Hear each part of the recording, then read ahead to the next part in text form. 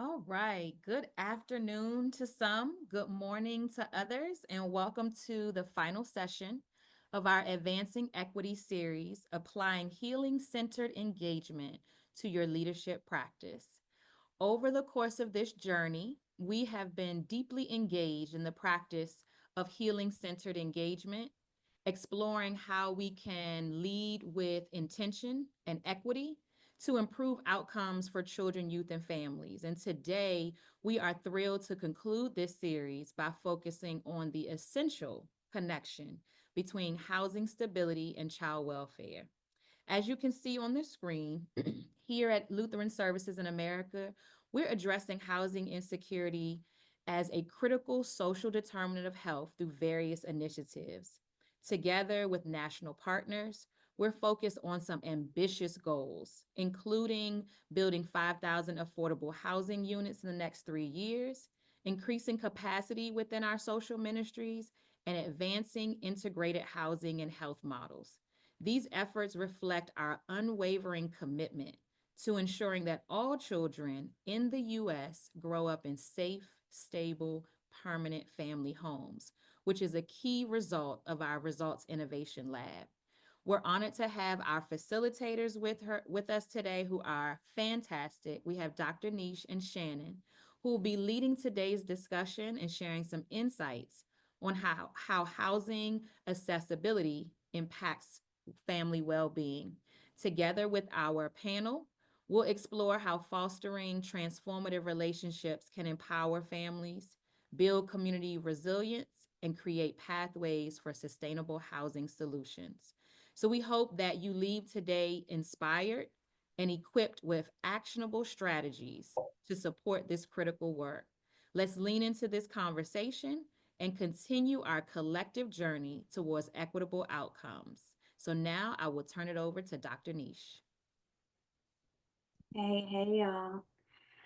Thank you so much for joining us. Whether this is your first time attending the Racial Equity Series or you've been able to track along the way for all four or all three prior to today, you are right on time, and we will do our best to make sure that we are creating the safe and brave space that you need in order to fully lean in. These racial equity series are really centered around coming to an understanding of the healing that we each need to do inside in order to be able to be a part of the transformative change that needs to happen in order to make this world, this country, more equitable place, especially for those who have been most underserved. And so on the next slide, we're going to go ahead and reintroduce the four pivots of healing centered engagement. But before we do that, we always just start with grounding ourselves, orienting ourselves to the present moment, because we realize that as we're coming into these spaces, our brains might still be going off of the different tasks and the emails that are on the forefront of our minds. It's hard to kind of settle in these days because of the amount of information. So I'm going to introduce a grounding practice called Bees Breath and orient us to acknowledging the lands that we're on. And then we'll open up the container formally to go into the content that we're going to provide today. So as always, we encourage folks to be brave in order to participate. You're welcome to keep your cameras on or off, and I will show you and demonstrate this practice. Nish, you're on mute. Thank you. I don't know how that happened. But Bees Breath is a grounding practice that invites us to feel the vibrations within our bodies, and it helps regulate our central nervous system. Those of us that have experienced, you know, big traumas, little traumas, just different things that cause us to be hypervigilant, we need to come into like a grounding practice in order for us to be able to access our thoughts, in order for us to be able to regulate our emotions. So with Bees Breath, what you're going to do is you're going to end up using the feeling of your hands. My hands are normally pretty cold, so I can feel the sensation of the hands on my eyes. And you're going to end up plugging your ears So this is the way that I'm going to do it. You can just put your hands over your ears. You can just put your hands wherever you feel. But you're going to take a breath in and then you're going to hum it out and feel that vibration inside your body.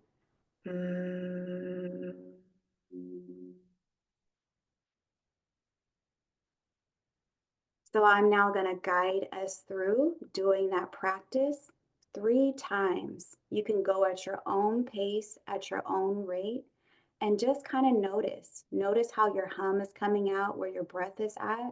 Notice the vibrations that you feel inside, and just let it settle in.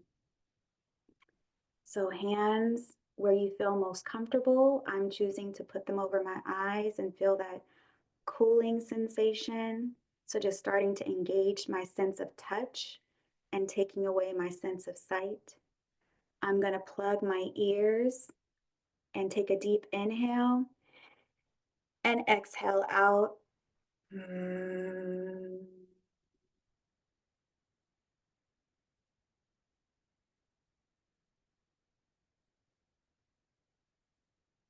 A deep inhale and exhale out.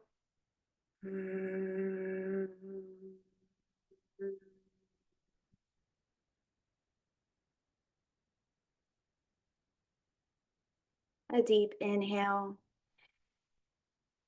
and an exhale out.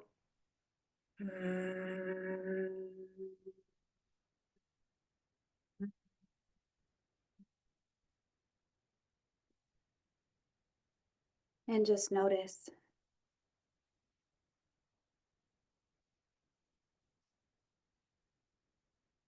Where can you sink a little bit more? Do you notice tension, maybe in your belly? How can you relax that? Let your body know that it's safe and fully be in the present moment.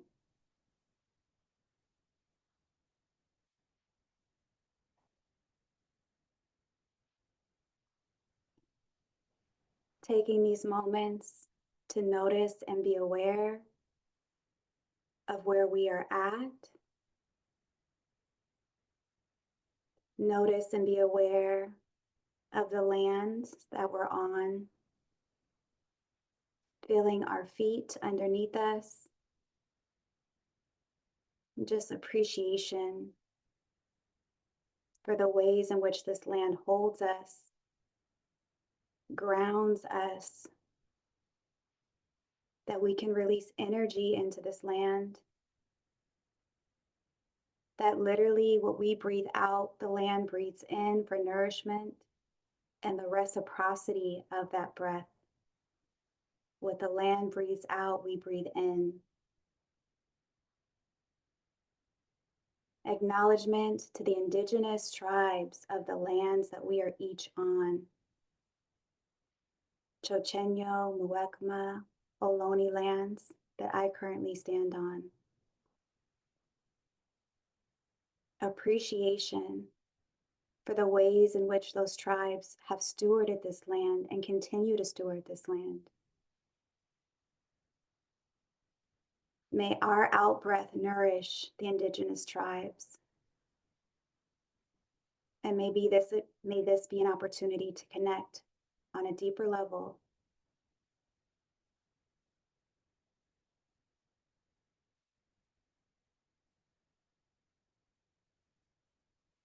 And we also want to acknowledge those who have labored on this land, those who migrated to this land, those who have been enslaved on this land, the lineages that we carry through us,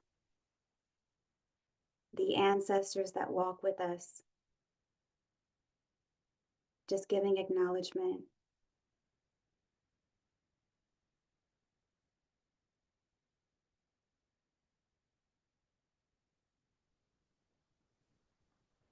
And as we take these final moments to ground and orient, just give an appreciation to yourself for showing up, for being here, for being brave in whatever ways you tapped into this opening practice.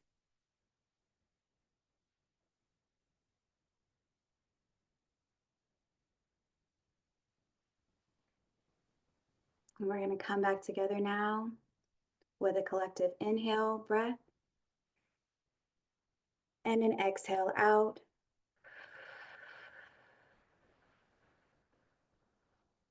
One more inhale breath and an exhale out.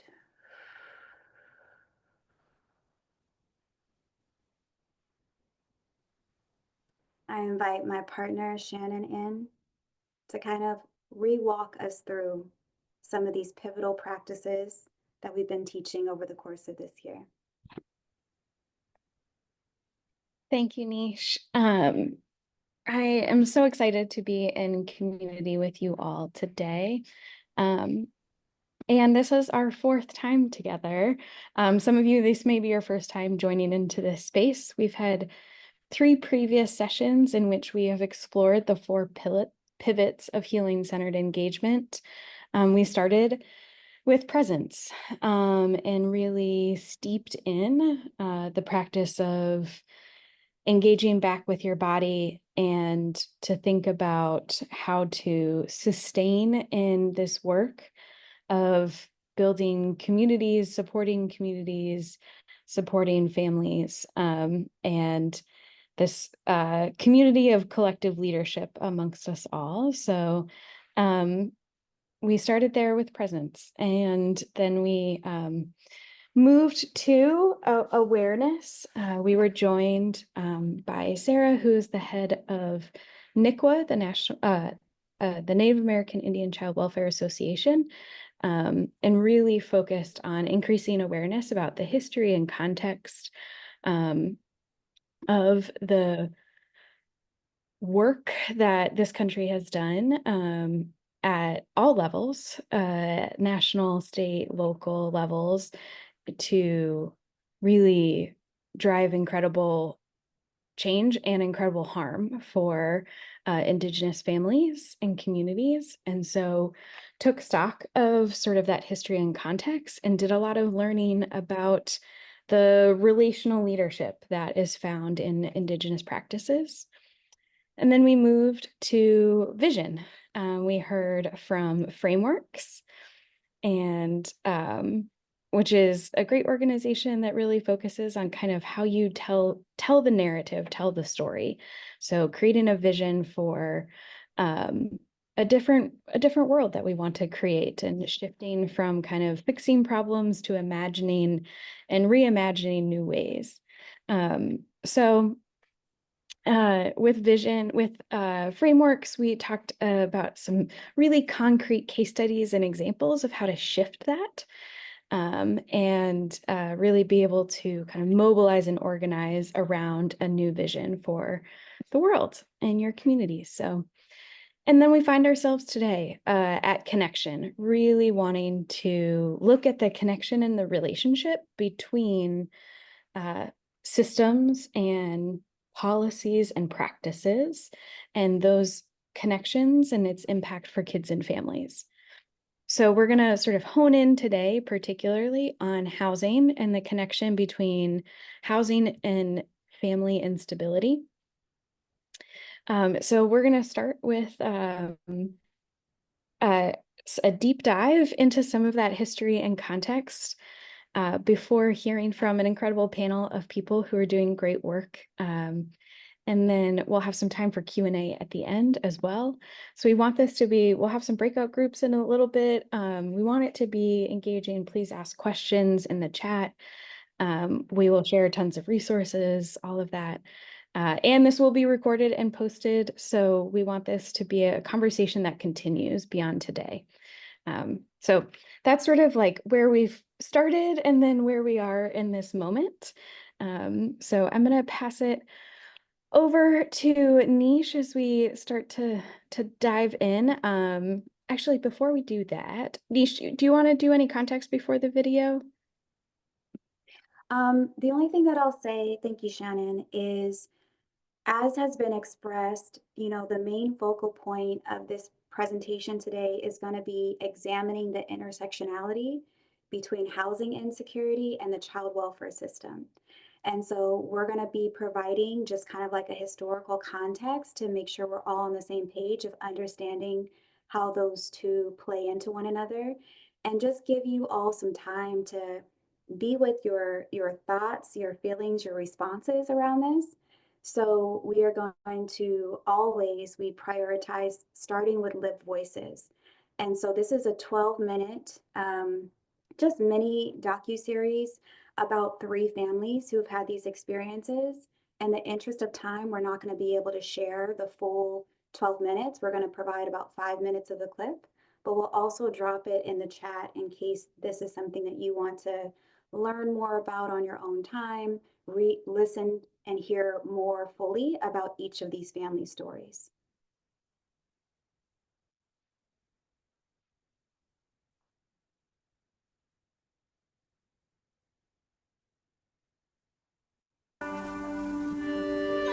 I don't think I could ever be a normal mom without having to think about the department.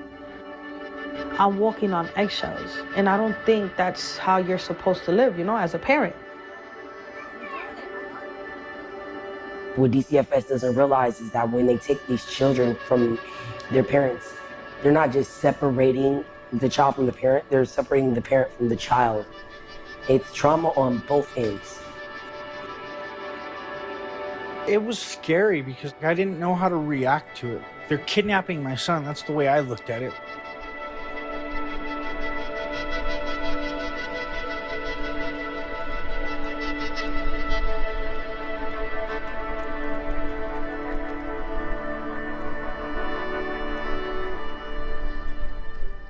The primary reason for child welfare involvement is neglect.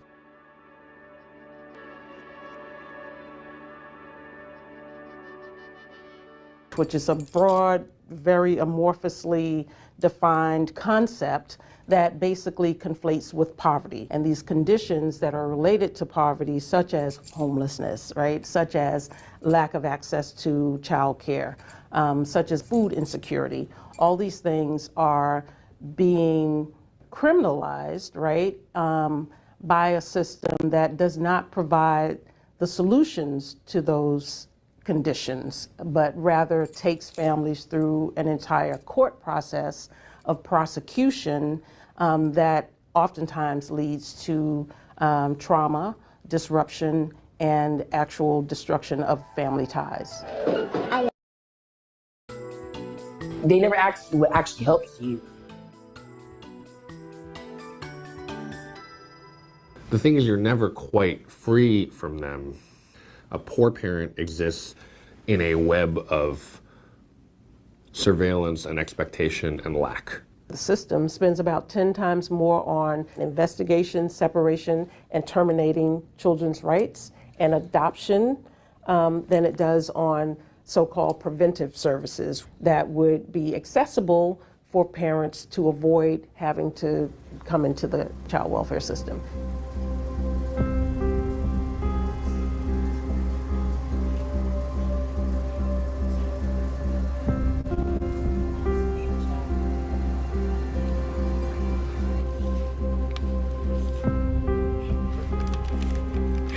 Bills and more bills. Bills. After your rights are terminated, and then they give you one final visit.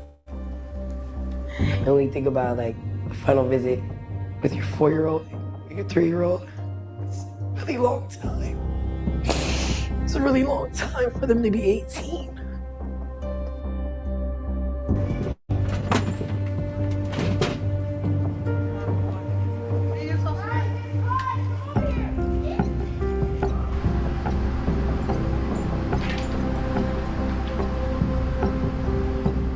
There's something completely wrong with their structure of how they go about determining on if a child is really being neglected or if a parent just needs some type of guidance, needs some therapy, needs some help for the substance abuse class, or needs somebody just to talk to because they're depressed.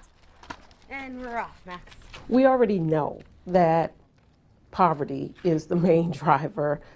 Put that money into communities. We know the zip codes. We know what the conditions of those communities are.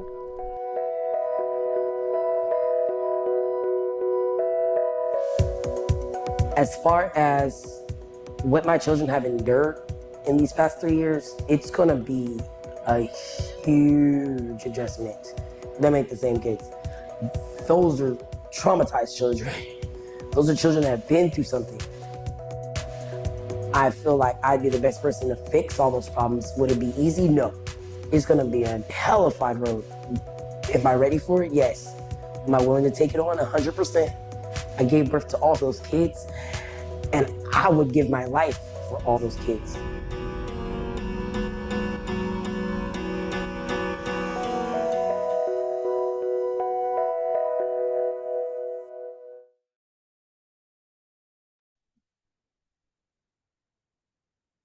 So as we can see, just from the brief clips that we showed you of just 3 families of the tens of thousands of families that have been impacted, there is a huge discrepancy around how child welfare views general neglect.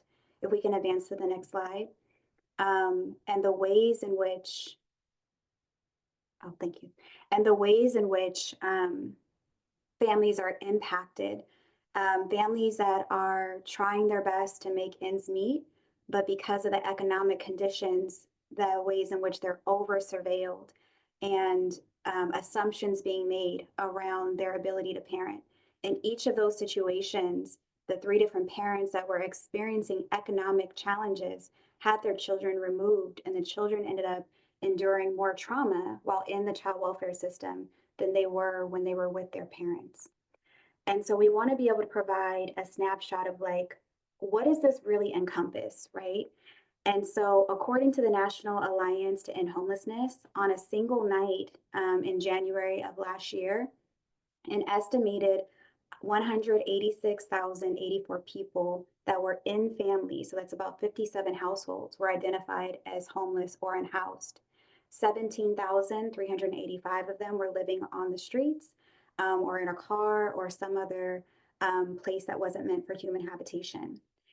The link between homelessness and child welfare, right? And so the research that we have found suggests that families who are experiencing homelessness have a higher likelihood of being involved with the child welfare system because of the ways in which child welfare deems certain situations as neglect. And so the impact of homelessness is that we see that 62% of the CPS cases for families that are considered homelessness result in removing the child. As we heard that parent say, it's not just removing the parent from the child, but it's also removing the child from the parent, compared to 39% of lower income and other families that experience that child removal. And the last part that we want to highlight on here is foster care as a driving force. So a lot of times the question is, which one comes first, right? The challenging economics or child welfare. And what we want to show is that they go hand in hand, but there are absolutely situations in which child welfare is a driving force where inadequate housing indicates like 10% of the foster care cases that come in. And also, as you'll see more throughout the course of this presentation, times in which being involved in child welfare then leads to housing insecurity. Next slide.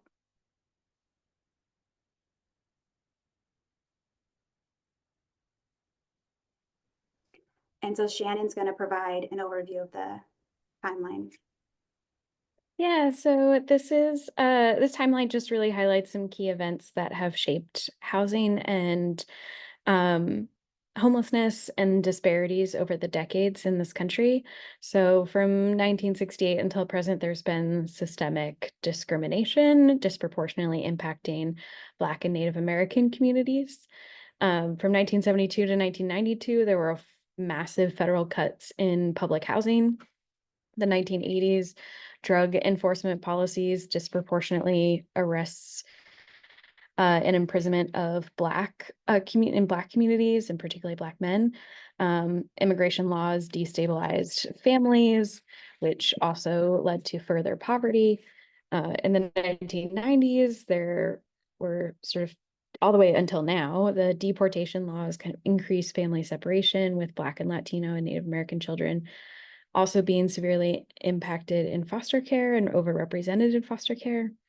In the 2000s, homelessness initiatives started adopting some of the best practices, but often overlooked the racial disparities. And in the 2010s, there was a shift towards acknowledging the racial disparities and a shift towards working towards racial equity. It has emerged.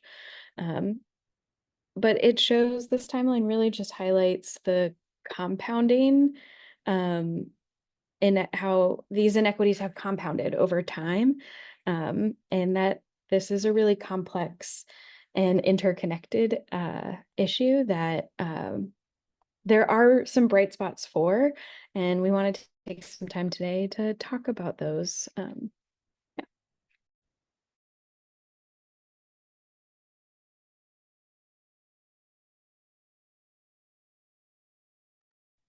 So over these next couple of slides, we're just going to break down what we've been seeing in the research that are the complicating factors that link housing insecurity and child welfare. And then we're going to give you some time in breakout groups to kind of start to like see yourself, your institution, your community, and what we've been talking about. And then we're going to go into, like Shannon said, some of those success stories. Like, even though there are these complicating factors such as the historical bias, how child welfare contributes to housing instability, the over surveillance of poverty, and the stress of housing insecurity and the lack of comprehensive services, that there are model organizations across the nation that are doing incredible work. So we're going to spotlight a couple of those. At the end, we'll provide a handout that gives more information about those organizations. But like Shannon said, we're really going to spend the second half of this time together hearing from some of those representatives that are doing this work in community. So as we go deeper into what these complicating factors look like, really understanding, like Shannon said, the ways in which there's been historical bias that has led to the numbers that you see today. So although poverty and homelessness is not legally a child welfare issue, parents that are unable to provide for their children while homeless can be labeled as general neglect. And so that's what we saw a lot in the video, is that I think one of the parents had like a missed medical appointment. And when child welfare came, they said, hey, we're just going to open up a case, but we're going to let your kids stay in the home, but we're going to open it up under general neglect because you should have took your child to that appointment. But then once it's open, then it leaves so much more room for them to come in and have subjective interpretations of what's happening in the family dynamics. So for that particular family, they labeled the home to be unfit or dirty, and then they removed the children. So it's just all these different ways in which general neglect is an open door for child welfare to investigate when a family is experiencing economic disenfranchisement, and then make interpretations of how well the parent is or is not doing in caring for their child. What we also have is that the definition of neglect varies from state to state. So it wasn't until last year that ACF issued new guidance to clarify what general neglect should include and should not include. And so it should not include situations where family lack adequate housing, childcare, or other material needs due to financial hardship. So there's really a push from the federal government for states to really update their definitions and really understand that it's more than just what's happening in the home, but it's really the impact that is having on the children. What really struck me in the video was how close of a connection that these parents had with their kids. So for me, we're only seeing snippets into their lives, but the impact that we're seeing is that they're still being cared for. There's so much love. There's so much community, and like, we're gonna be in this together, right? And so that's what the government is encouraging states to look at, is not just defining general neglect in an all-encompassing catch-all that it allows you to come in and make assumptions, but what is the impact that you're seeing within the families and the households. We also have the mandated reporter issues, same thing, that these are very broad and unclear definitions, and that the mandated reporters aren't fully sure that abuse is actually happening. So it's a very low bar that mandated reporters have to meet in order to call in. But as soon as they call in, child welfare can immediately make a determination to go out and investigate. And even though child welfare creates certain standardized tools to help this be a more subjective process where you're looking for particular things, there's inherent bias in how those tools were set up. There's inherent bias on the folks who are going out to execute and observe those tools, right? And there's also inherent bias when a family has come into the system for some reason, where every other time that there's a call, that there's an automatic, alert or kind of flag, even if those previous accounts have been unfounded. And the last part is about the impact of systemic oppression. And so really understanding, we won't have time to go into this deeper, but we really encourage you, if you have not already, to rewatch Racial Equity Series 2, where Nicole was present, because they talk so deeply about the impact of Indian boarding schools and the redlining and the ways in which BIPOC, so Black, Indigenous, and families of color have been impacted by systemic oppression. The second complicating factor or contributing factor is the ways in which child welfare contributes to housing instability. And so the biggest ways that I have seen this, as being a former child welfare worker myself, is the rate of homelessness that exists for youth who were in the foster care system that then emancipate or age out of the system. So 50% of youth and of individuals that are currently unhoused have spent some time in foster care. That's a staggering rate, right? 20% of foster youth who age out immediately become homeless.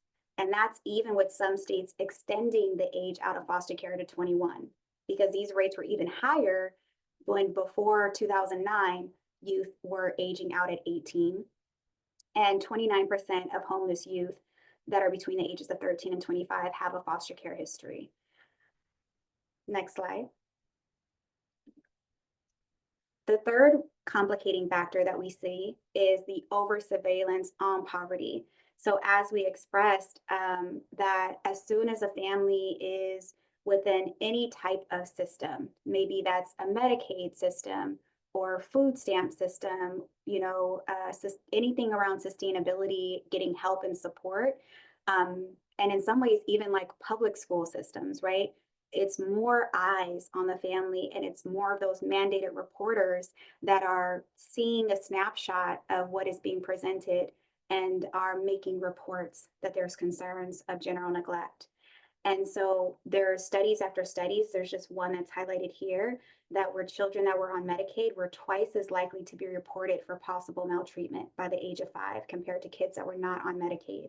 And I uplift this point because it doesn't say that they're twice as likely to be substantiated for maltreatment, right? Where there's a concern of general neglect, and then child welfare goes in and deems that to be true.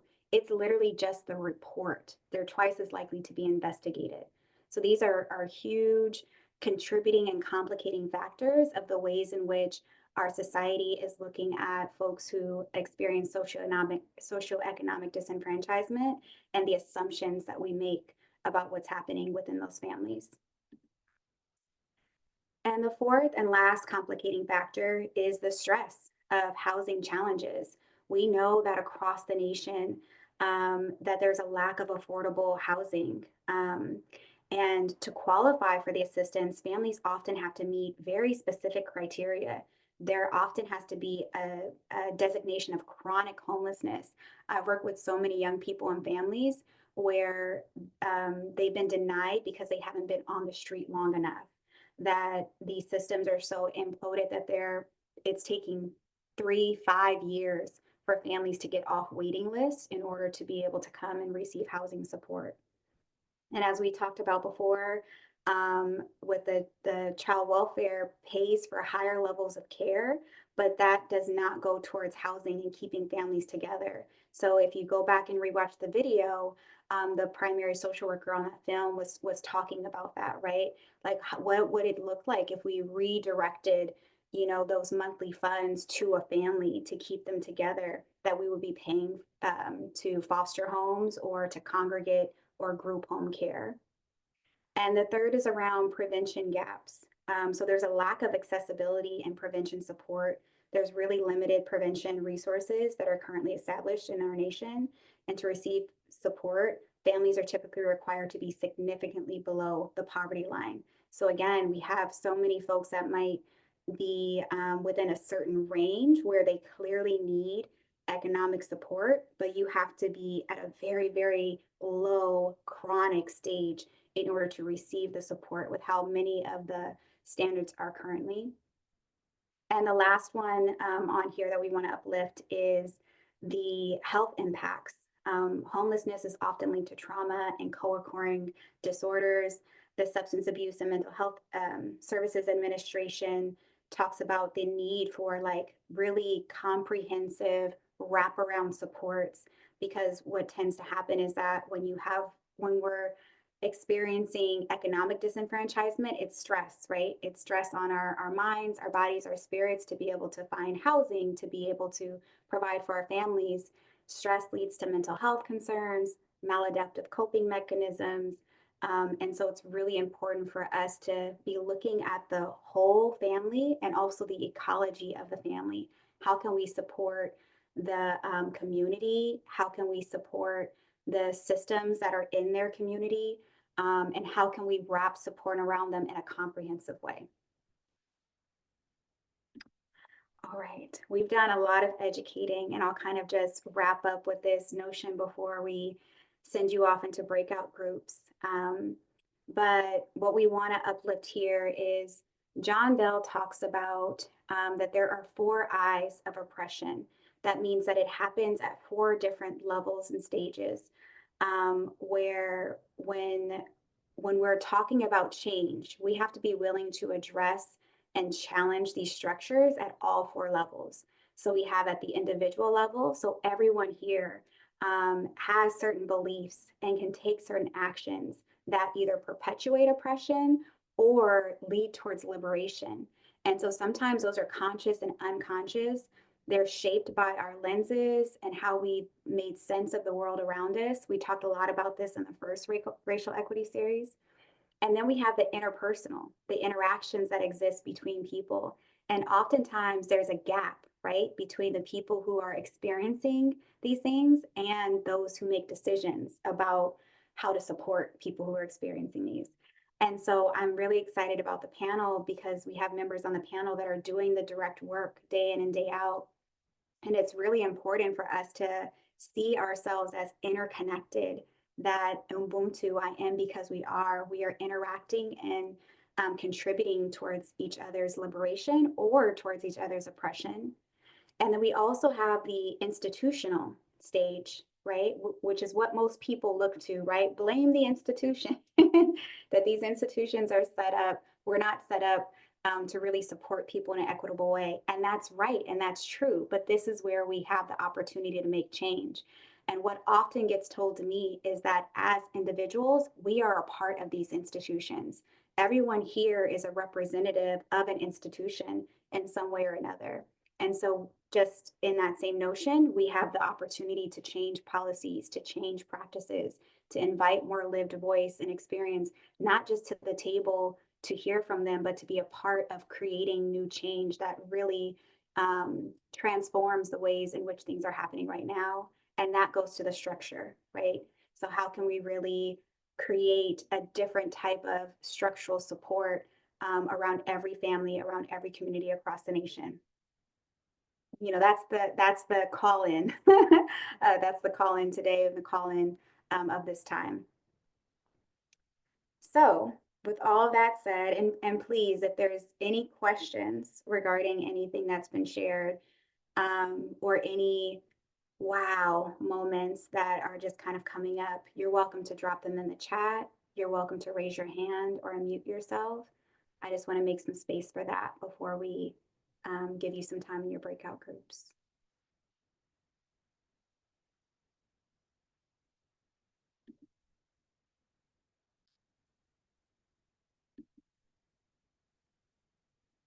Okay.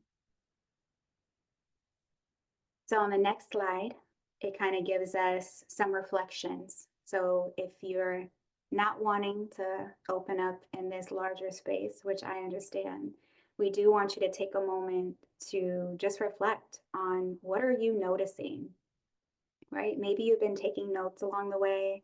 Maybe being able to have that grounding practice in the beginning allowed you to connect a little bit more with your body and areas of tension or grief or anger that you might be experiencing. And so, in a moment, we're going to send you into breakout groups. You're only going to have 5 minutes in there. And we just want each person just to comment on one of these.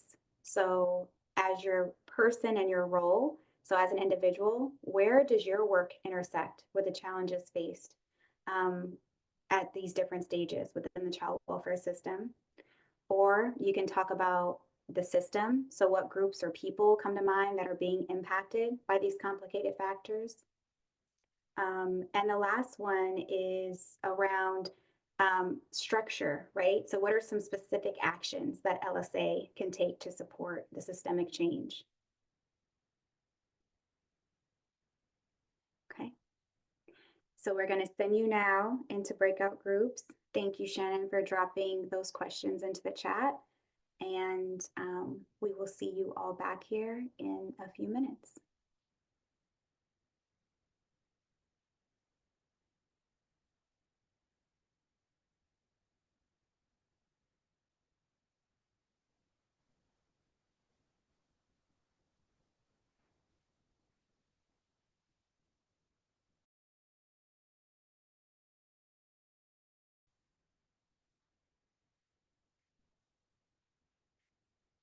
So what we would love to do now is just to provide a quick overview of a few of those spotlight model programs that exist across the nation.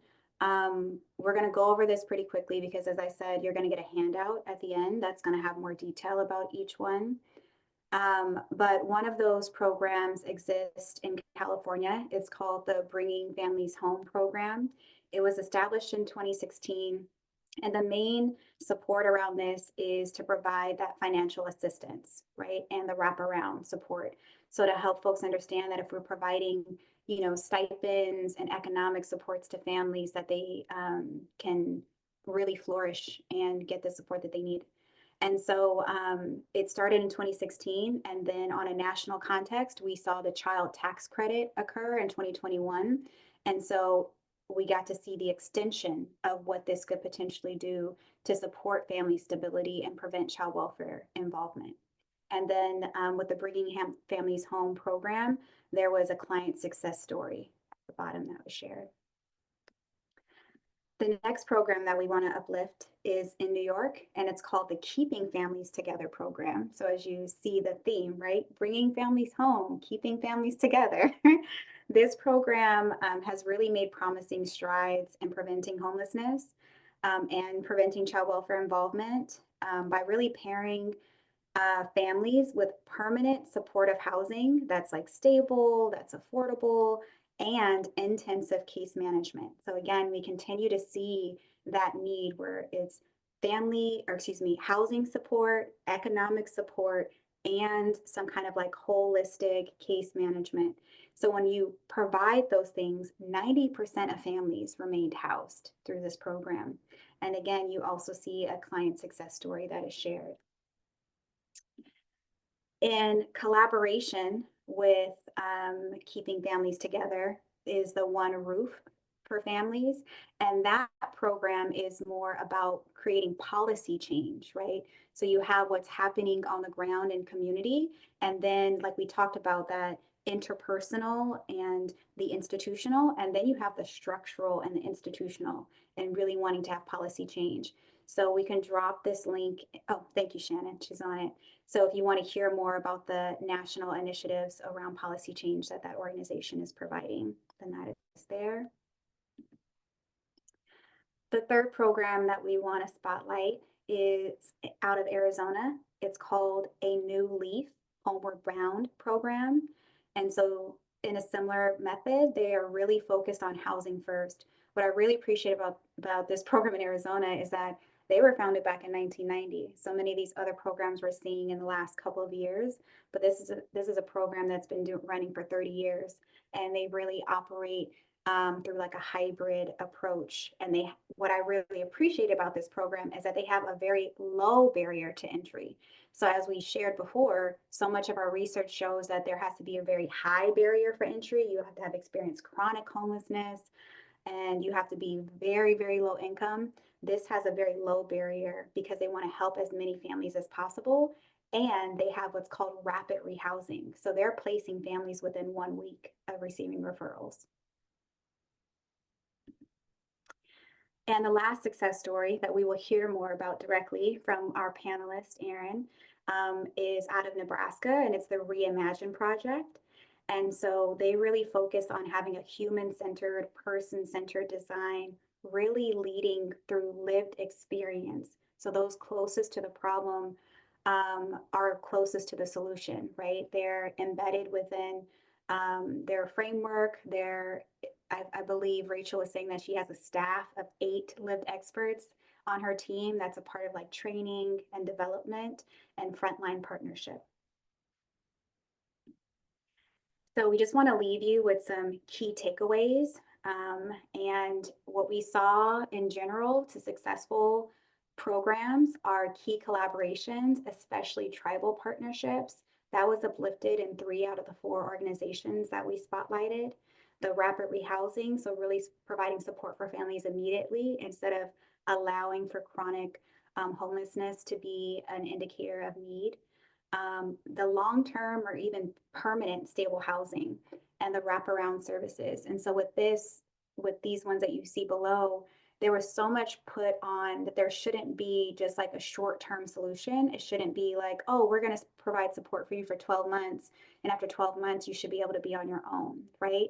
It's like the importance of having lifelong, long-term supports, both, and maybe titrating it. So whether it's housing and wraparound, and economic stability, and then maybe you start to change up the economic stability as they're starting to find, more workforce resources or different things, but you're still providing housing and wraparound supports. So it's kind of like really staying with the family for the long term and being able to bring in the supports that they need that match who they are and what they're showing up as.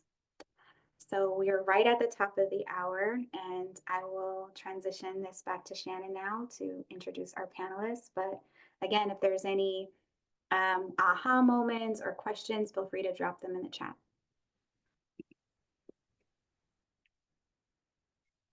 Thank you, Nish. We are really excited to have a few incredible folks who are doing this work join us on the call today.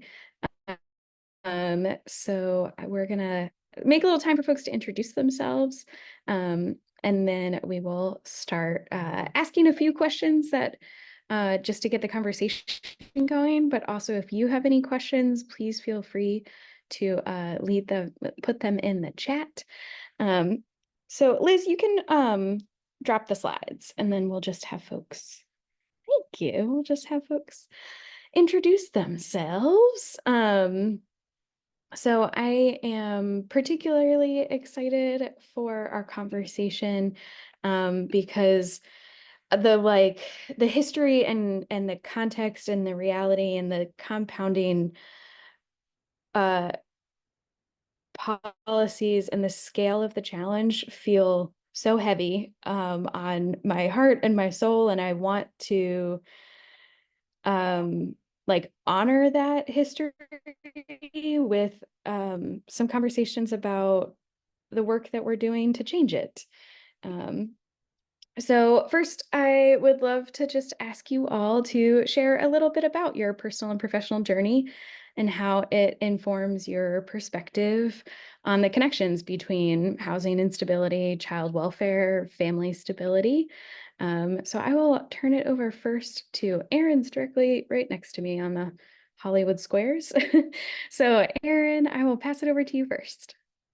Hi, everybody. So my name's Aaron Weaver. I'm the executive director of an organization in Omaha, Nebraska, which is called Reimagine. It was one of the highlighted organizations right there. And so Personal experience. So I think everything that I do is based off of a passion that has been delivered into me from not only personal experience. I was in foster care, was adopted, experienced a dissolved adoption, which then came back, the complications of life and family, and then have been homeless and have been, a lot of experience personally with systems involvement, addiction, homelessness, foster care, and also have simultaneously worked within child welfare and policy work for many years. I think we're coming up on 25 years, which is crazy to think about.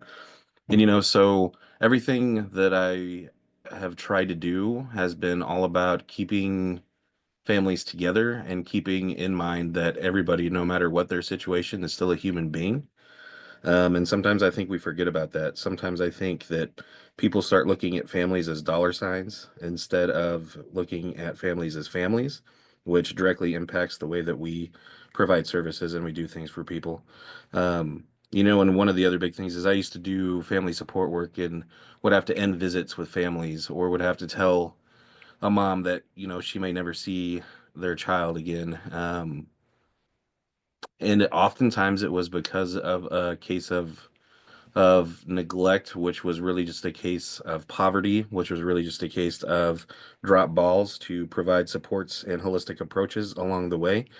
And instead of coming from a place of judgment, it came from a place of judgment rather than from a place of legitimately just trying to.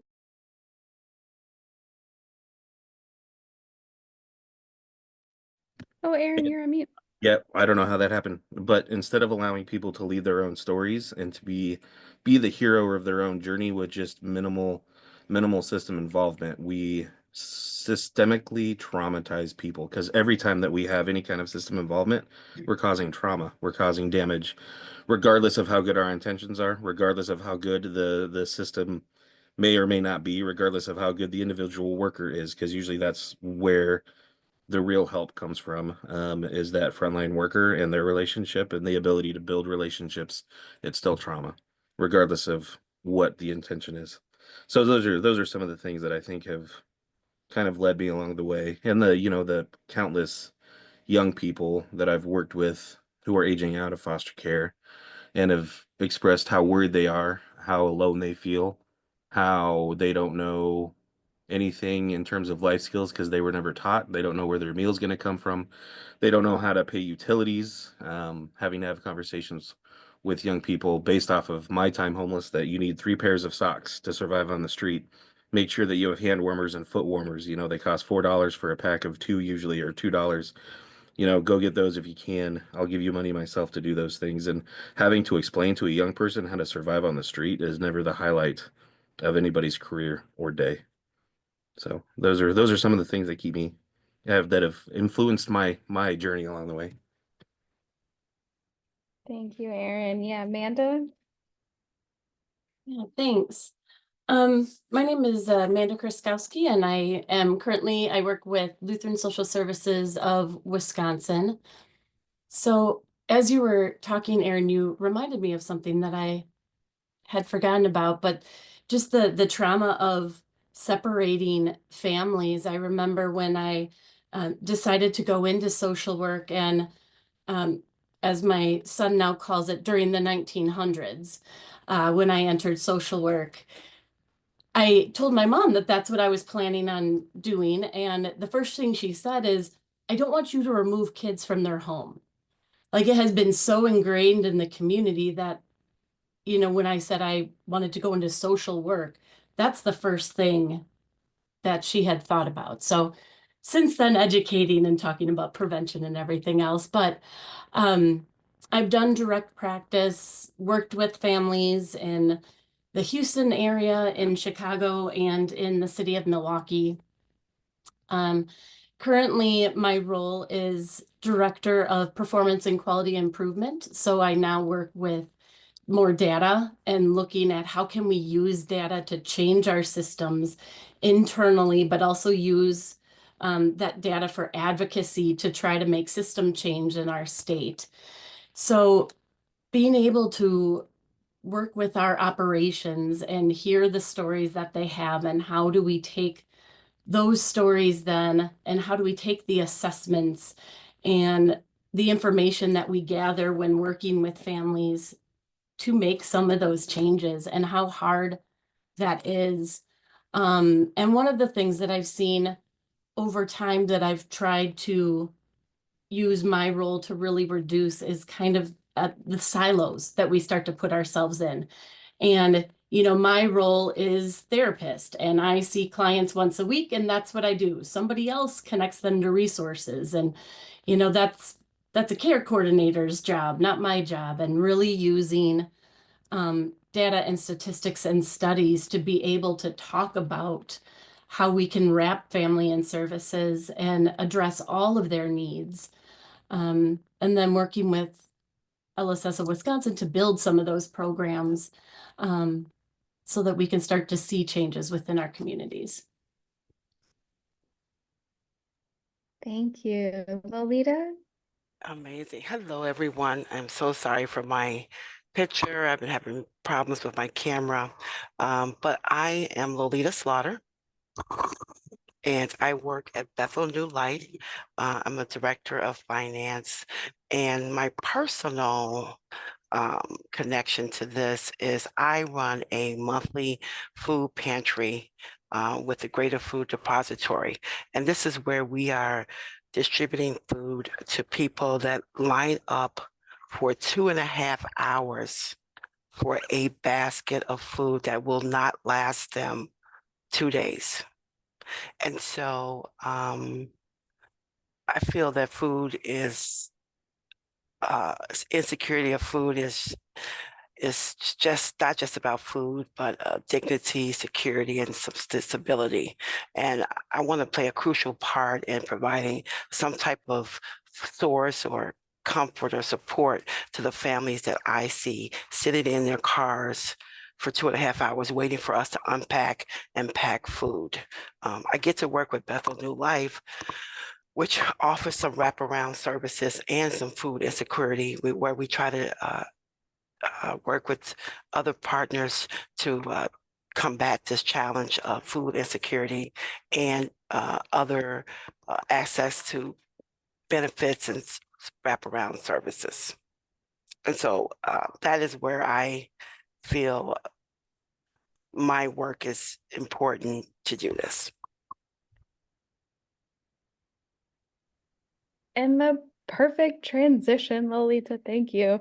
A lot of the policy recommendations and sort of promising and best practices that we found in a lot of this research this year really emphasize the importance of wraparound services.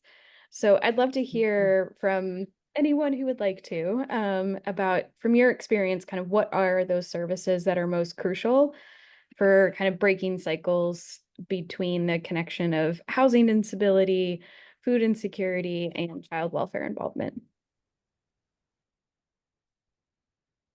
I'll start. We have a couple services that we've started with. One, we started with our school-based mental health services 20 years ago with some of our first programming that we've had. Funding for that ended, and we recently have picked it back up. We're in 5 years now of our new model. And one of the things that we have found, so we provide school mental health services in schools so people have access, which has also helped with homelessness and those that have other social determinants of health barriers. They're able to access us through the schools. But the component that we've been working with is having a family coach work with that therapist.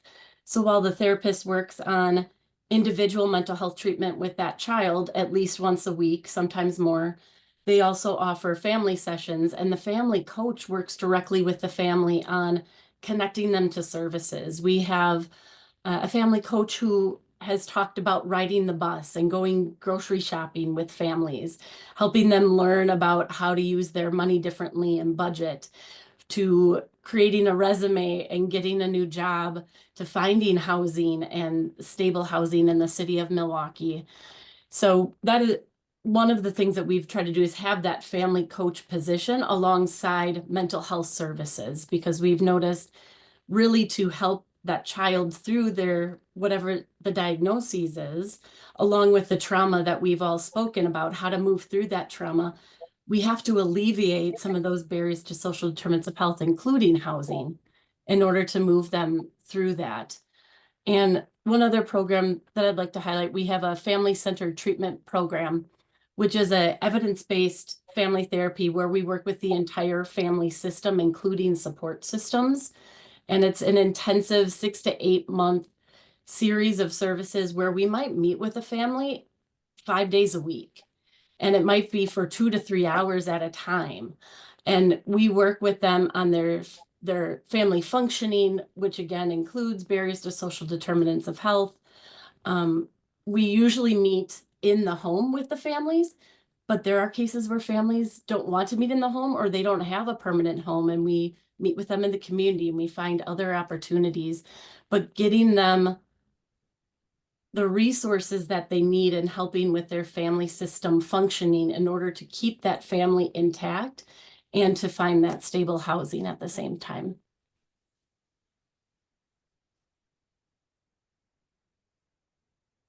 I can jump in here as well. In terms of specific services, so reimagine. So we do a lot of lived experience led work where we actually have all of my employees. So we have 9 in total employees now. We just started about a year and a half ago, and everybody has lived experience. Most often with housing instability and child welfare involvement, incarceration as well, DV. And some of the things that I think that we've learned is that oftentimes when we are able to have folks who have lived experience be those frontline workers, there is an automatic connection that can happen, and a sense of trust can be built, sometimes a little bit quicker, where there's going to be no trust in systems regardless if you have system involvement, because of the horrible track record that the bad parent has with dealing with folks that are in care. But one of my big things has been preventative services. We have incentivized people to be in crisis. They cannot reach out and get help unless they are in crisis. And so why are we not offering help and guidance immediately after we have a quote unquote success? Immediately when we have someone that is housed, we should be offering preventative case management services intensively for the entire family for a duration of time that the family determines. It should not be about what we're determining that they need help with. It should not be about our story of success and what we want for them. It should be about what the family wants for success. It should be about if they feel comfortable now to not have that intensive case management and holistic wraparound approach. It's about taking a step back from ego, I think, which is more of a cultural shift, and allowing people to lead their own narrative. But that preventative service, the preventative medicine, I guess, in a way, but applying it in a more holistic way, in a way that's more client-centered and client-led. And I hate the word client, human-centered and human-led, I think, is a big one. I wrote down some here, and I think that also takes it to the innovation of, and what I've been seeing is we have a lot of parent leader work that's happening in the state and on a national level, where parent leaders or community leaders really are coming in and talking about what they would have needed or what they currently need as families to not have as much system impact. And the driving force for change should be the people that have experienced the systems the most.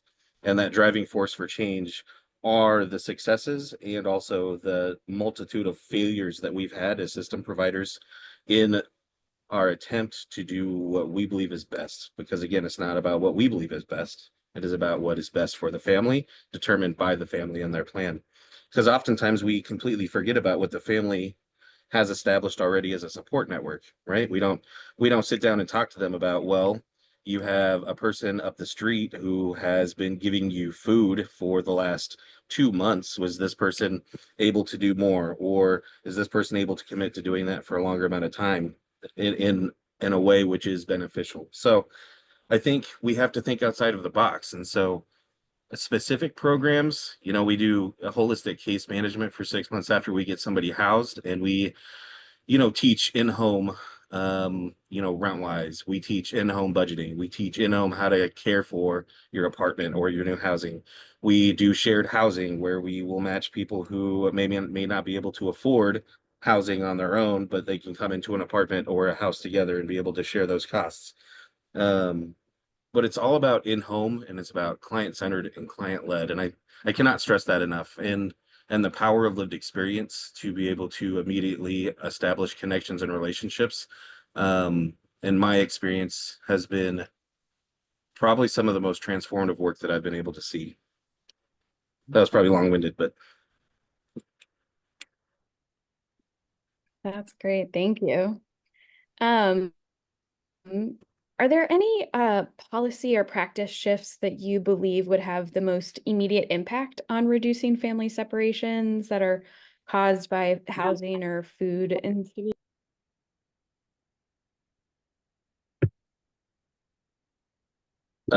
so I think I jumped the gun on the last question. So in terms of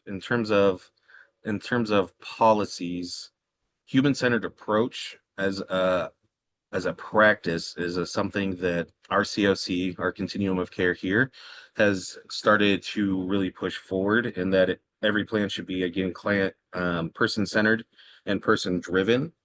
And also, a thing that happened here in Omaha is that we got ERA funds, our emergency rental assistance funds, through COVID. And rather than sitting down and actually providing support, we just threw money at a wall. And that money was great as a stopgap for a while.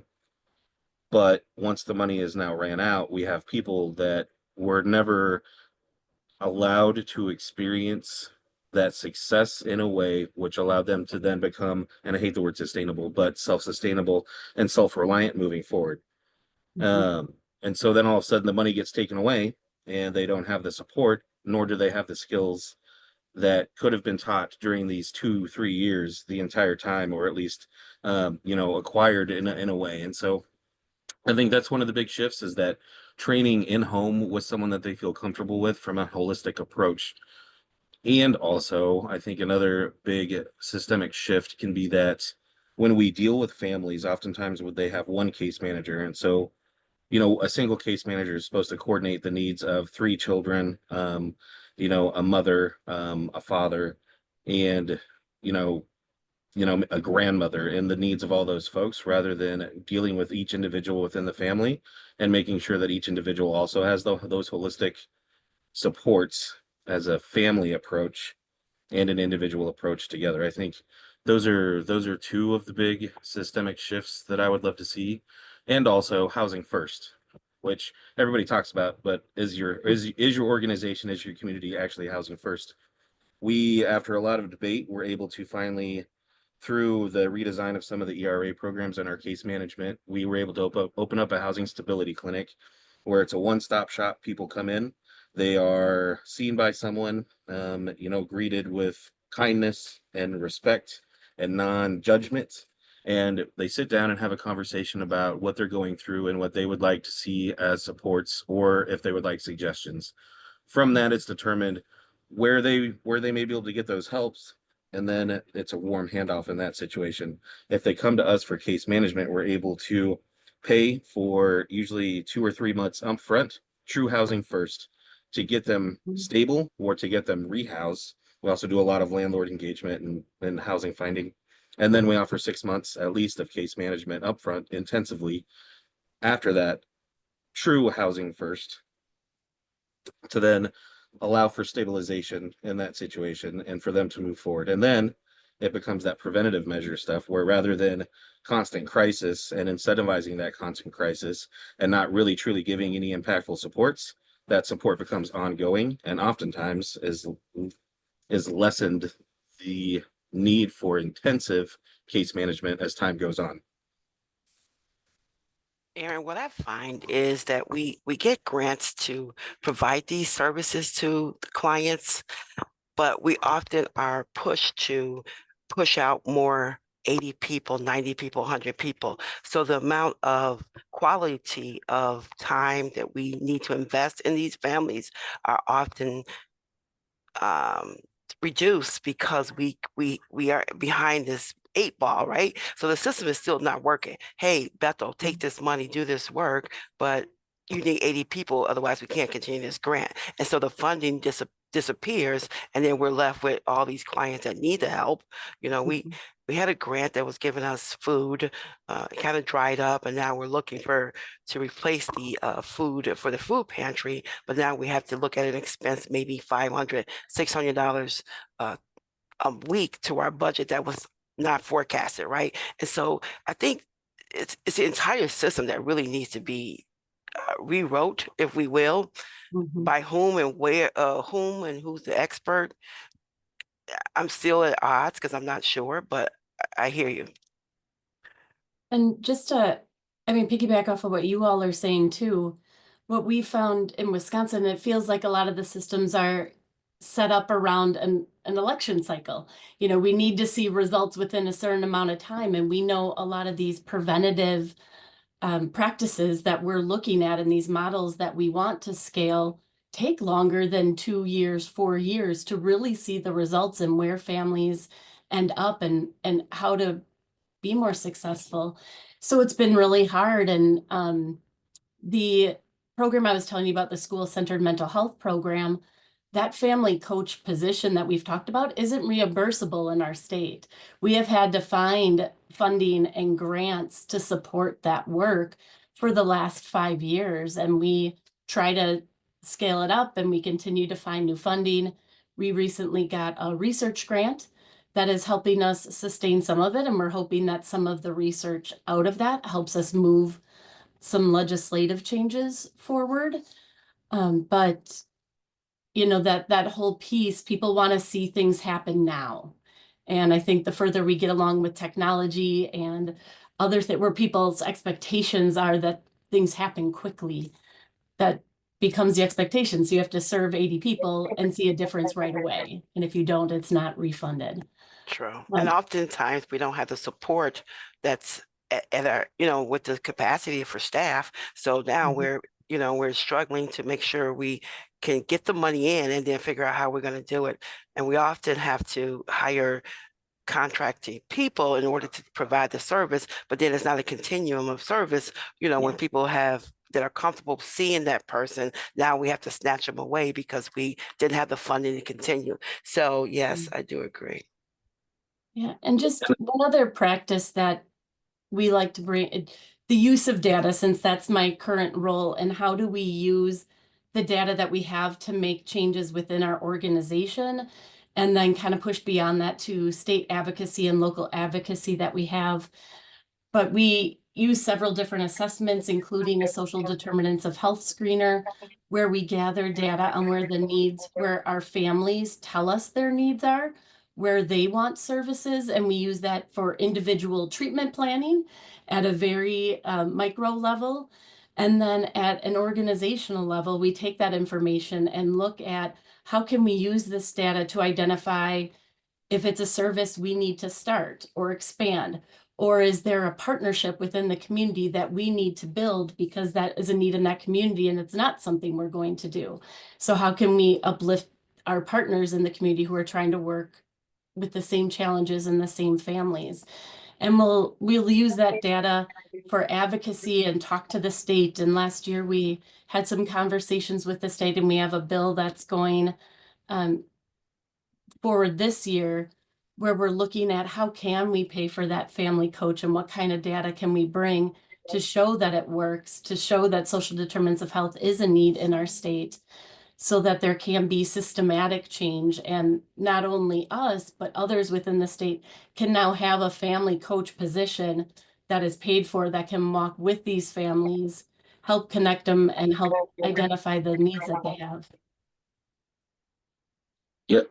To piggyback off of what you both said super fast. I don't know if we have time for this, but this is a good conversation because I think this almost hits all the questions. But an interesting thing that I've seen when we talk about outcomes. So we are understaffed, but you need to push out 90 people and you need to do it fast. Okay. Well, now all of a sudden I've built a program which can push these things out fast, but then the funders or policymakers or partners, all of a sudden it becomes slow down work, where we try to move fast, and then all of a sudden we get hit with all of these slowdowns, right? Whether it be a funding thing, whether it be a contract thing that we have to go through, whether it be operational costs, whether it be talking to a politician or city ordinances which aren't allowing for that, and we have to wait for the red tape. So it's always an interesting thing, because then the outcomes don't change for the programs, right? We still have the same outcomes that we agreed upon originally, but it does not take into account all of the red tape and all of the things that have happened in the in-between time. And all of a sudden, rather than adjusting what those contracts and grant requirements would be and what the reporting looks like, you still got to get to this many families, this many people, and you better do it quick, or else you're not going to get a renewed grant. And that's something that I have pushed back a lot on, and I refuse to take contracts if those things are not going to be taken into account, which I know sounds crazy, because the other thing that we face as nonprofits is that if we want to continue to do the work that we do, oftentimes we're asked to expand our programs.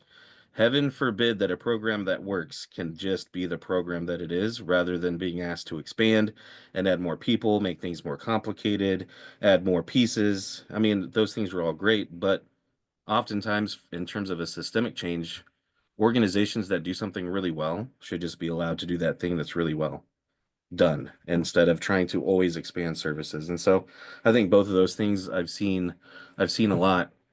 And also, in terms of advocacy and lived experience perspective, we have been able to push that a lot. And oftentimes people think that it moves at the rate of an iceberg, but in 2008 I was a part of a national movement to change federal legislation for foster care, and we were able to do it quickly without the aisle getting involved in the two-party system. Everybody agreed, because we didn't allow them to argue over if this is a two-party issue. It was a human-centered issue. People are not dollar signs. People are not data. People are people, right? And data is important, don't get me wrong, but oftentimes we forget about the folks that we're talking about.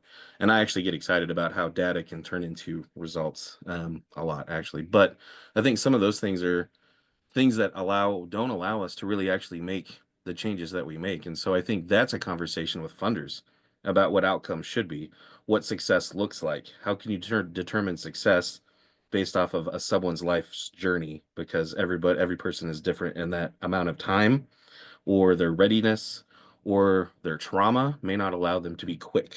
And so what does success actually look like? And I push back a lot on funders when I'm sitting down to have that outcome conversation. And believe it or not, oftentimes the funders are open to that conversation. I think sometimes we don't have those conversations because we think we know what the answers are going to be, but cultural shift is happening. Thank you. Shannon, I was just going to uplift Lisa's comment in the chat. So Lisa mentioned how she's also seeing the incentivizing of sending kids to foster care because of the resources that they can have access to once they leave the system, or while they're in the system. Yeah. So we've got a couple more questions, but if folks have questions they want to ask, feel free to raise your hand or drop it in the chat. We know Lolita at Bethel wanted to hear about sort of how can community organizations or faith-based groups and individuals kind of work together in addressing housing stability. I feel like there's like this rich network between, there's local government organizations, but there's this really rich network across community-based organizations and faith-based organizations. So would love to hear from you all about kind of what that looks like in your communities.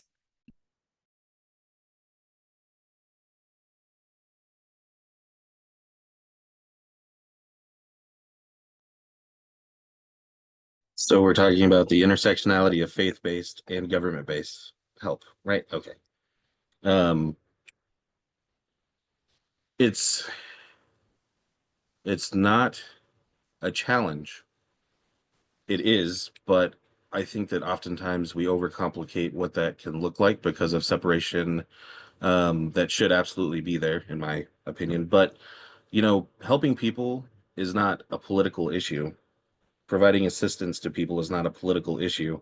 Providing assistance to people is not a religious context. Providing help to your neighbor and treating people is a condition of humanity and a condition of being human.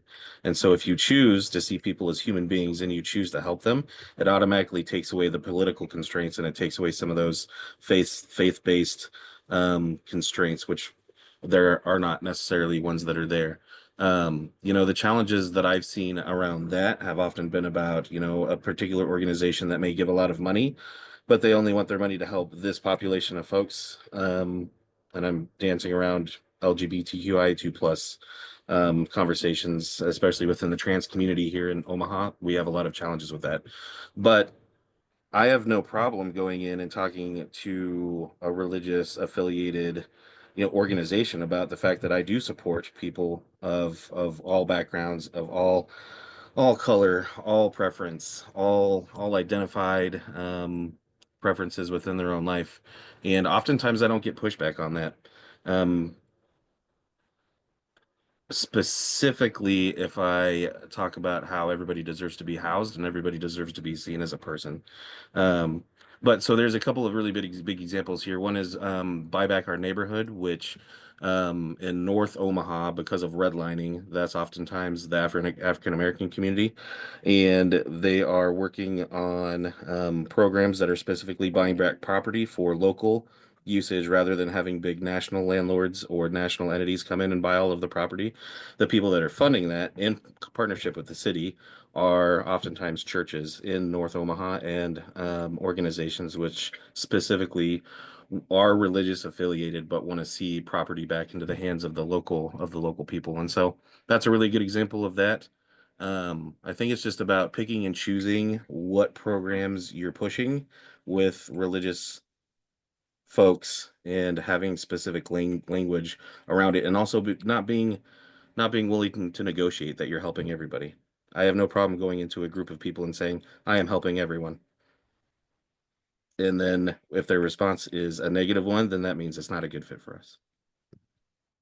And what I hear you talking about, Aaron, is really centering the result of what you're trying to accomplish and thinking about, and that's what we do too. We go into the community, and if we have partners, we really center around what is that result we're all hoping to achieve. And we all have a different piece of that. We all have a different piece of the puzzle. We all have a specialty, something that we can bring to the table. And what does that look like? And then we can each approach that result from our own lens. And I think that helps, allowing someone to still have their their vision of what their organization and their mission, but how does their vision and mission apply to the result that the group is trying to achieve? We've recently received a grant through the University of Wisconsin that has helped us do research on our school-centered mental health program, but it has also allowed us to start at what we're calling the Collaborative for Powerful Action. And we've brought together that lived experience voice. And part of our mission and what we're trying to do is provide training and support for community members to learn how to use their voice, and then provide access to already existing action teams and coalitions and boards. And we are in our first year of that, but we have 12 members that we're looking at. A couple are already on some City of Milwaukee Health Department action teams. We have an organization that's looking for 2 people to be a part of their board of directors with lived experience voice. And I think that's another way just to have that community partnership, really being able to bring lived experience voice to those tables and working with the other partners and organizations who are working on, again, that same result, to collaborate and bring each other together from our lenses and our specialties, and what can we bring to move this forward.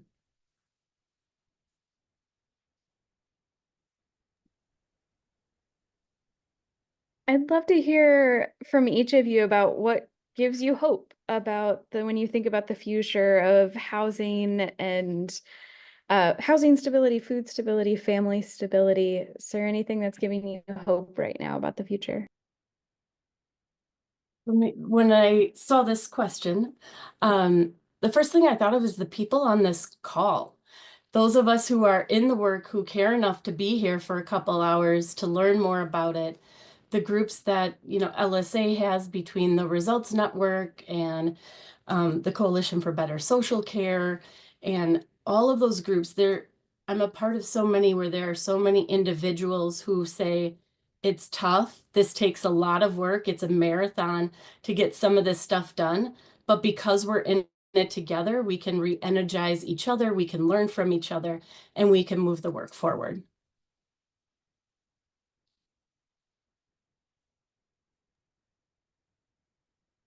Oh, go for it, Lily. Okay. No, I just had, I mean, I do have some hope that we will figure it out with the housing policies and the home insecurity as well. I think it's going to take a lot. We have some changes in the political arena that affects this. As you know, there's a lot of things that affects us. So once we think we're stable, now we got to figure it out again. We don't know what Trump is going to do, what his people are going to do, and so I do have some hope that we will get it right and we'll get some people, get some things addressed, but I'm just not sure.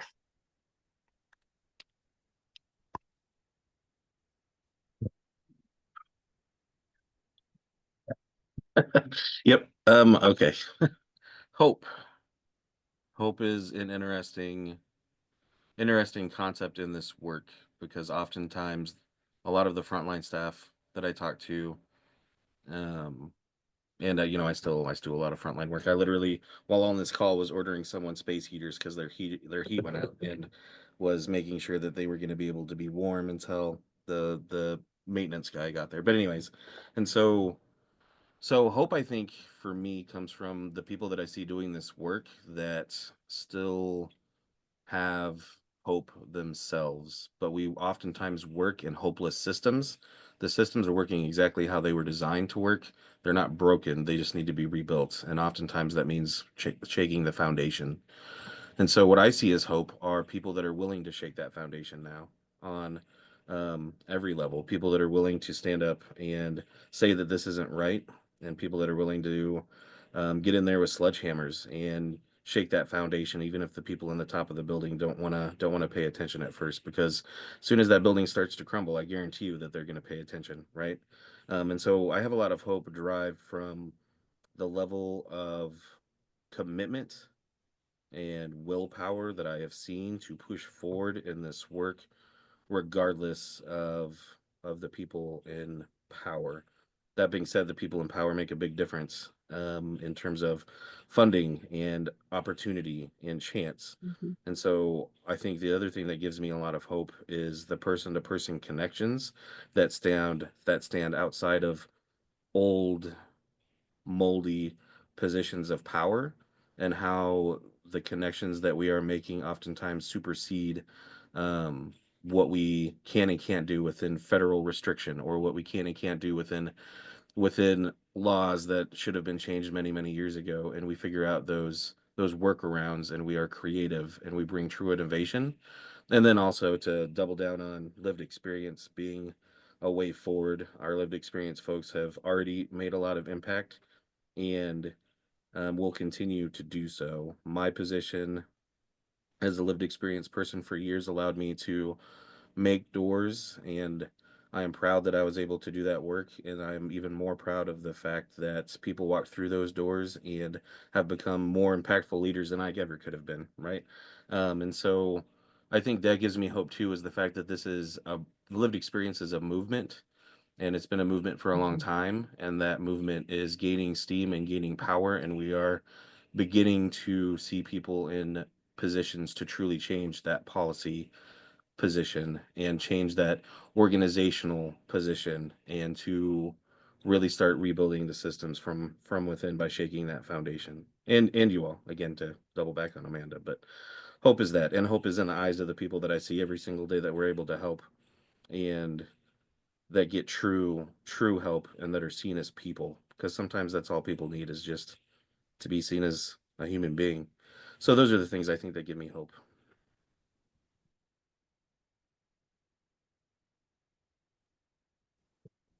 Thank you all. In 2012, a very long time ago, but there's a speech that I saw of a Colorado state congressman. His name was Michael Johnston. He's a former principal and school leader, and he gave a speech about truth and hope, and that you have to have both. And so it's a thing that I think about frequently. And Aaron, when you talked about sort of grappling with hope, that having conversations like this in which we talk about the truth and the reality, and also give ourselves a bit of hope with these bright spots in the community that we're building. And as Amanda, as you said, sort of everybody on this call gives us hope. So thank you all so much for a really rich conversation.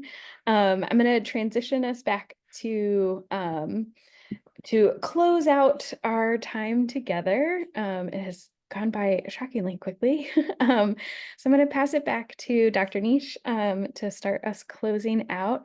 I'm also going to drop the link in the chat to the full paper that has been put together, the handout, which has details on the organizations, as well as further details on the research and other resources there.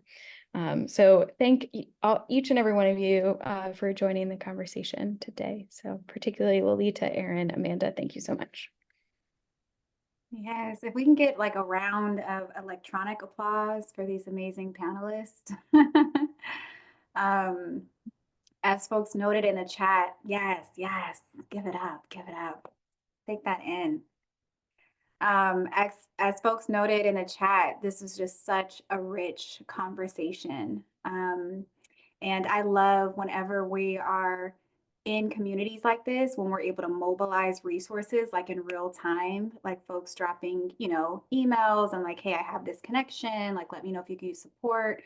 So if you have not already, please take the opportunity to do this, because it truly does take a village. And it's so important for us to mobilize and come together alongside this. So many rich nuggets that were shared, but just to uplift a couple, the need for us to really advocate for like ongoing funding that's long-term, so we can really have longitudinal data as well as longitudinal support, resources, staffing, all of that goes beyond political terms. I love how someone said, like, this isn't just like a 2-year or 4-year, and oftentimes legislation gets written that way, but how can we really advocate, help systems and lawmakers understand the need to really invest in this in a long-term type of way.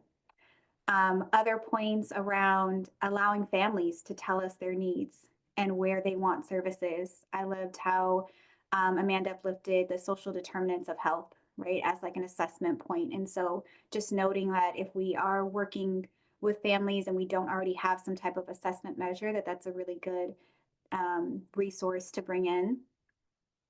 The use of family coaches. And so, yes, thank you so much, Jill, in the chat, but I know Aaron and others like spoke to this as well, just like the need to really have like holistic supports for every member of the family, that we're not just, focusing on an isolated individual, but that it really is a unit, and that there's individualized needs within that unit as well as collective needs. And a couple other points to share are, I love when Aaron talked about not needing to scale all the time, right? Really letting organizations like live in their light and do that thing. And so how can we really amplify that even more, right? Like this is an organization doing a particular thing in this region, like how we showed those models, right? And instead of being like, yes, let's divert $1 million over here so they can add 10 more people, it's like, how can we recreate another, like a sisterhood version of this that has its own staffing, its own lineages, but now you have a coalition between the two that can work in partnership together. And the last thing I'll uplift is choosing to see humanity and to help people, and really being able to train and support community members to use their voices and to be a part of this coalition. I know that there is so much concern around what's going to happen after January 16th, and that's, at the forefront of everyone's hearts and minds. But as I will continue to remind, like, even though it felt like a dagger when it was first said to me, as individuals, we are a part of these systems. And so how can we really equip community members to be empowered, to be active, to contribute their gifts, their talents, their resources? Um, I can't remember what city it occurred in, but there's so many natural disasters happening all across our country right now. And in this particular area, like an entire community didn't have power for a week. And that community, they mobilized, right? Like somebody's water was working, and so they were providing water to everybody else, on the block. Someone had medical issues, but then someone else's power was working, so they're allowing them to plug in, their medical devices to get the treatment that they needed. So it's like, how can we do more of that? Like really helping community members see that that there is support that they can offer in big and small ways. So I'm blown away by this panel, and just really a lot of gratitude for you taking the time to come and speak to us today, and for everyone who's a part of this call to be here and be a part of this movement. So thank you. So I will turn it over to Renata for some next steps from LSA, and we'll just leave it open after that for any final questions, comments that would like to be raised.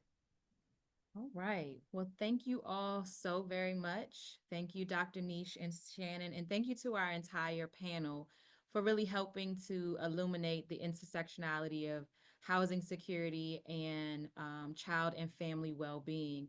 And I think that there are often times where we come to sessions like this, and there are some things that we've heard before, but it many times resonates differently. And it's a consistent reminder of the work that we need to do, how we can frame things. And a lot of times it gives us the language. Many of us are doing the work, but we're trying to recruit others to do the work with us. And sometimes we need that language as simple as, are we talking to those that are closest to the problem? Because those that are closest to the problem should be closest to the solution. I heard you say that, Dr. Niche.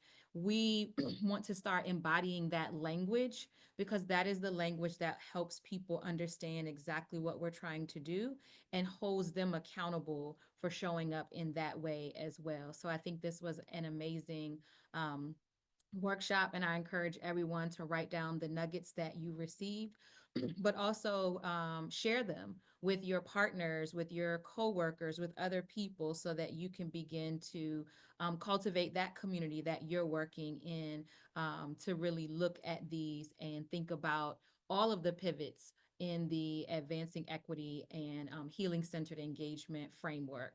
When we think about housing, at LSA, we are organizing our response to the housing crisis through a 37-member housing solutions collaborative, where we're working with members and national partners, and we're focused on some of the goals that I mentioned when we first started, which was building 5,000 new units of affordable housing over the next 3 years. We're looking to increase the capacity of Lutheran social ministries and churches to sustain and build affordable housing, and then advancing housing and health models, so families, older adults, refugees, and other populations can receive the whole person care that we know they need to thrive.